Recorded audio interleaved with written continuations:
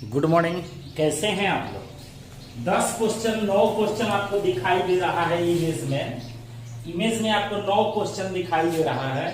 उसमें से मैं सिर्फ आपको एक ही क्वेश्चन बताऊंगा, बस एक क्वेश्चन। बाकी सारे क्वेश्चन आपको अपने आप बन जाएंगे। देखिएगा वीडियोस को, कितना हल्का हम आपको ये क्वेश्चन बताने वाले, एकदम हल्का। लगेगा ही नहीं कि आप इस क्वेश्चन को पढ़े हैं। देखिएगा कैसे, अगर आप पढ़े भी हैं तो भी देखिएगा, क्योंकि आपके टीचर ने जैसा बताया है और फिर मैं जैसे बताऊंगा, दोनों में क्या अंतर है देख सकते हैं। अब आइए 135 और 225 को यूक्लिड विभाजन के द्वारा निकालना है। हम यहां पे लिख देंगे 135 और 225। देखेंगे किसी बच्चे को तो अभी 135 का तो पढ़ा याद नहीं होगा कि होगा, कि 135 का पढ़ा याद होगा। तो लेकिन मैं उससे पूछना चाहता हूं कि अब तो उससे तो सवाल नहीं बनेगा, नहीं ना बनेगा। जब 135 का पढ़ा नहीं याद होगा तो क्या बना पाएगा? नहीं बना पाएगा। लेकिन मैं उससे बोलता हूं कि 135 छोड़ो, सिर्फ एक का पहाड़ा याद करो। किसका? एक का। अब हम इस एक के पहाड़ा में देखेंगे कि ये 2 कितना बार में है। 2 बार में है, हम एक कम लिखेंगे यहां पर। तो 135 में 1 से हम जब गुना करेंगे तो हमारा 135 ही हो जाएगा, बिल्कुल फाइनल।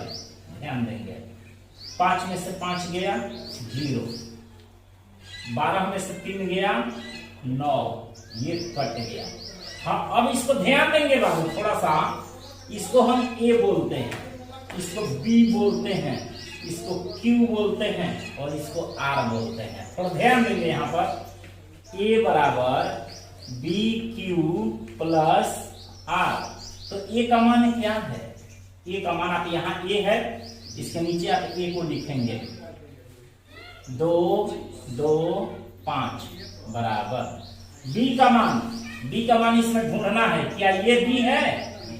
ये B है, ये B है। तो B का मान 135 है। हमने यहाँ पर 135 क्या कर दिया? रख दिया। दोनों के बीच में गुना का चिन्ह है, हमने गुना दे दिया। Q का मान देखेंगे, Q का मान हमारे पास 1 है, हम यहाँ पर 1 दे देंगे। प्लस का चिन्ह है, प्लस दे देंगे। R का मान हम देखेंगे, R का मान हमारा 90 है, यहाँ पर हम 90 दे देंगे। क्या हमारा R का मान 0 आया है? नहीं आया है। पुनः इस प्रक्रिया को हम आगे बढ़ाएंगे। ये हम आपको समझाने के लिए लिखे हुए थे। ये देखेंगे, ये भाग विधि है और ये यूक्लिड विधि है। देखेंगे पुनः हम इस 90 को यहां पर बाहर करेंगे, 90, और इस 135 को यहां पे हम लिखेंगे ध्यान से। अब तो 90 का पहाड़ा तो किसी बच्चा को याद नहीं होगा, लेकिन मैं उससे बोलूंगा कि सिर्फ तुमको 9 का पहाड़ा याद होना चाहिए। किसका? 9 का।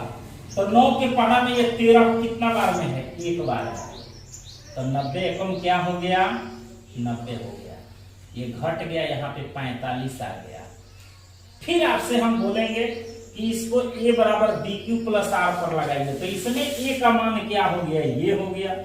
B का मान ये हो गया, Q का मान ये हो गया और R का मान ये हो गया। तो A का मान क्या हुआ? 135 बराबर B का मान क्या हो गया? 90 गुने Q का मान क्या हो गया?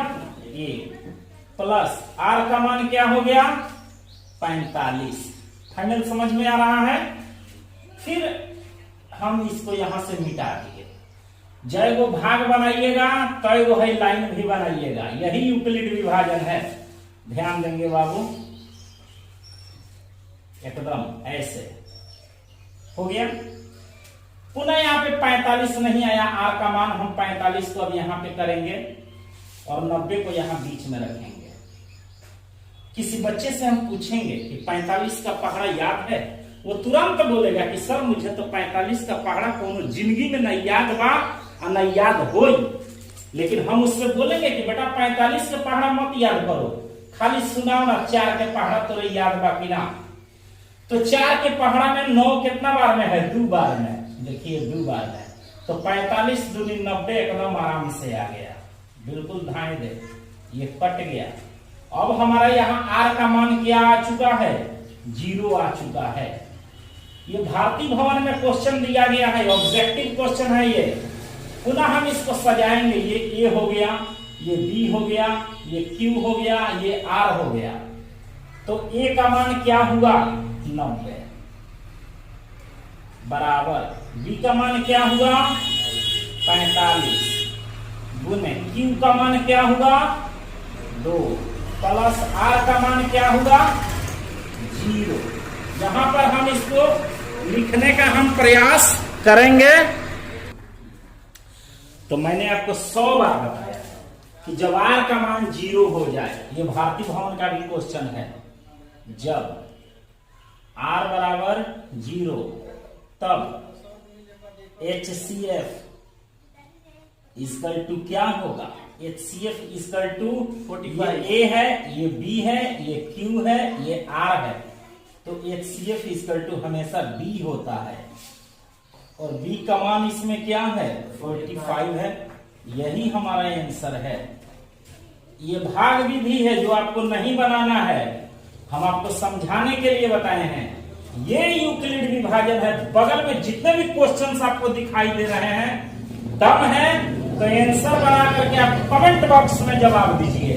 बिल्कुल, धन्यवाद।